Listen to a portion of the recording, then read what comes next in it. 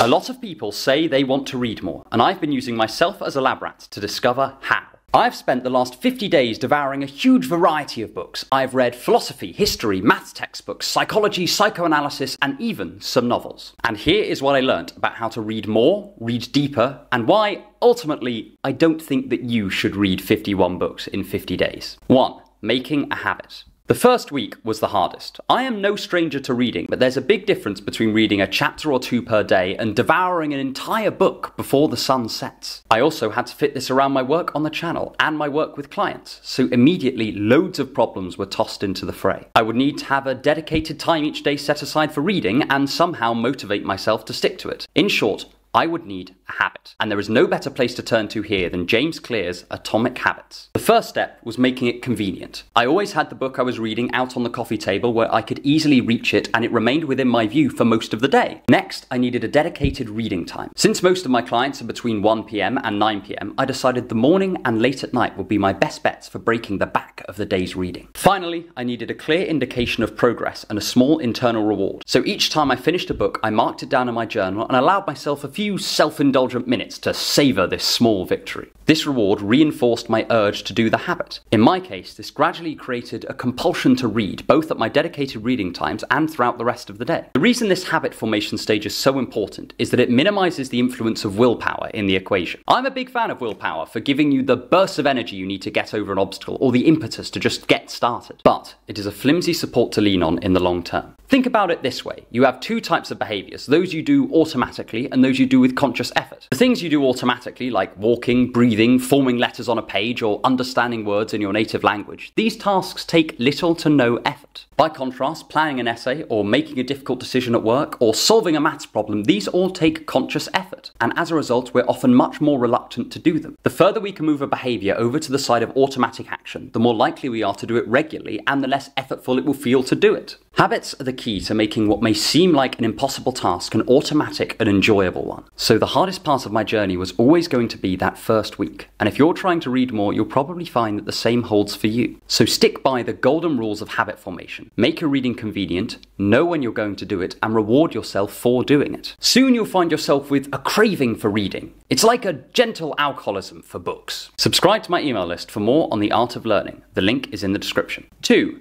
Reading deeply. Anyone can skim a book per day without taking any information in, but how do we actually learn something from what we're reading? Well, that is where two key ingredients come in: active engagement and a few good notes. Active engagement can come in many forms. You might be heavily cognitively interested in the book, asking endless questions as you comb its pages for insights. You might be emotionally invested in it and desperately care about the topic the book is about. You might be competitively invested in it, and you simply want to see how much of the book you can understand or how effectively you can summarize its key points in your head. Whatever avenue you choose to take, this investment will compel you to pay better attention to the contents of the book, and it will greatly increase the depth of your reading. Think about it. If I'm reading a book that I fundamentally do not care about, I'm not providing any motivation for my brain to remember or process its contents. Have you ever been reading only to realize that for the last 10 pages, your mind has been elsewhere and your eyes and hands have just been mimicking the act of reading without actually absorbing any information? That is what happens when you lose active engagement with your reading. There are a few ways to encourage active engagement. The first is just to actually read what interests you and what you care about on both a cognitive and emotional level. You won't believe the amount of people that come to me saying they're struggling to read, but then when I ask them whether they actually care about their books, they'll just say that they're reading what they feel will impress other people. This is a recipe for disengagement and unproductive reading. Another way is to find what meaning you can in a book, even if it initially seems boring. In my case, I read a number of books that I initially did find quite dull. For instance, I've been meaning to read this book on econometrics for a while, and it was so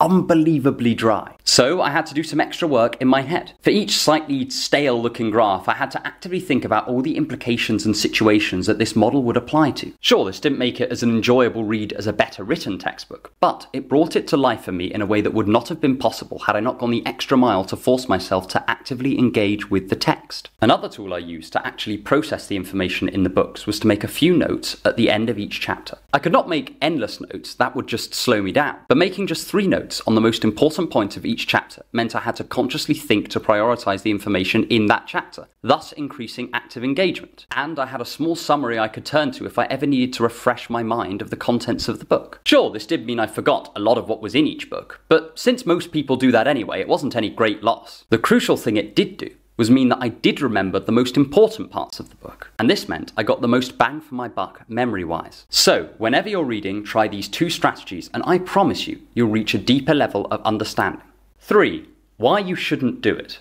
Reading 51 books in 50 days did teach me a lot, both in terms of the contents of the books and about the art of reading itself. But I would ultimately not recommend doing this. This is because, despite the usefulness of my little experiment, it had the priorities of reading all backwards. Despite all these strategies I used to stay engaged with each of the books, I just could not devote enough time to giving each of them their due level of cognitive investment. I would have to leave more technical or difficult concepts behind me in order to make sure I was meeting my daily quota, and that meant a lot of valuable potential understanding was ultimately lost. For instance, one of the books I read was Volume 1 of Schopenhauer's The World as Will and Representation. The trouble is, being a seminal work of philosophy from 200 years ago, it was actually quite hard to process. I noticed that my pace of reading here was much slower than it was for other books, or even for philosophers I'm more familiar with, like Nietzsche or Wittgenstein. In the end, it got so late in the day that I was forced to basically skim over the more difficult passages to make sure that I got to bed at a reasonable time. But this meant that reading it at all was essentially a waste of time. I came away not knowing much more about Schopenhauer's philosophy than that you could get by watching a couple of lectures about it on YouTube. For me, the whole point of reading is to increase the breadth and depth of my understanding.